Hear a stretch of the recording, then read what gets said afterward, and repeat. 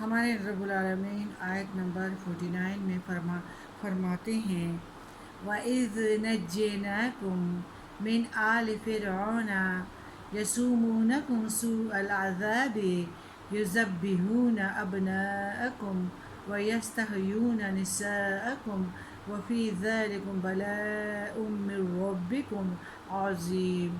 اور اس وقت کو یاد کرو جب کہ ہم نے تمہیں فرعون کے لوگوں سے رہائی دی جو تم پر بڑا عذاب کرتے تھے، تمہارے بیٹوں کو ذبح کرتے تھے اور تمہاری عورتوں کو زندہ چھوڑتے تھے، اور اس میں تمہارے رب کی طرف سے بڑی آزمائش تھی۔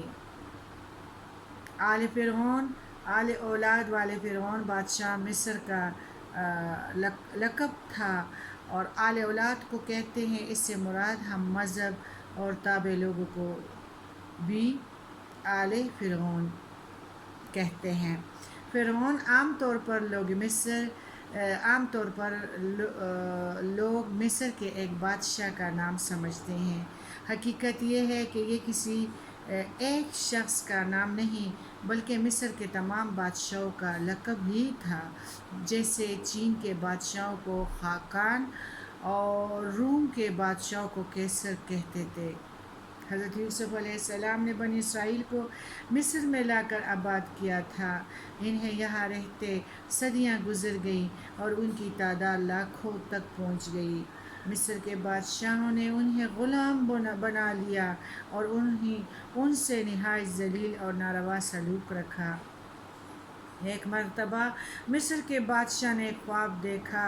صبح کو تمام کاہنوں کو جمع کیا، ان سے اس کی تعبیر پوچھی کہ میں نے بیت المقدس کی طرف سے ایک آگ آتے دیکھی ہے جس نے تمام مصر کو گھیر لیا ہے اور چن چن کر ایک ایک قدبی کو جلا دیا ہے۔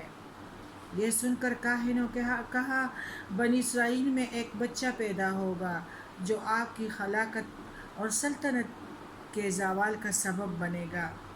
فرعون نے ملک کے تمام داعیوں کو جمع کر کے حکم دیا کہ بنی اسرائیل میں جو لڑکا پیدا ہوا فوراً قتل کیا جائے، البتہ لڑکی کو زندہ چھوڑ دیا جائے۔ اس حکم کے مطابق بنی اسرائیل کے ہزاروں بچے پیدا ہوتے ہی قتل کر دیے گئے۔ مصر کے سرداروں کو خیال پیدا ہوا کہ اگر بنی اسرائیل یوں ہی قتل ہوتے رہیں تو ہماری خدمت کون کرے گا؟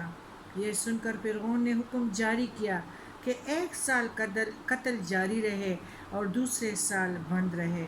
جس سال یہ قتل بند تھا اس سال حضرت ہارون علیہ السلام پیدا ہوئے، اور جس سال قتل جاری تھا اس سال حضرت موسیٰ علیہ السلام پیدا ہوئے، جو اس کی ماں کے دل میں اللہ نے یہ خیال ڈالا کہ اس کو بکسے میں بند کر کے دریا میں بہا دو، لیکن اللہ نے اپنے دیکھو حسن تدبیر سے حضرت موسیٰ علیہ السلام کو قتل ہونے سے اس طرح بچا لیا۔ بھروسہ تو اللہ پہ کرنا چاہیے، سارے ٹائم اس نے لکھے ہوئے ہیں۔ اس آیات میں اسی واقعے کی طرف اشارہ ہے۔ فرعون کے قوم نے بنی اسرائیل کو سخت مصیبت اور مشقت میں ڈال رکھا تھا۔ ان تمام مصائب سے آخر اللہ نے انہیں حضرت موسیٰ علیہ السلام کے ذریعے نجات دی۔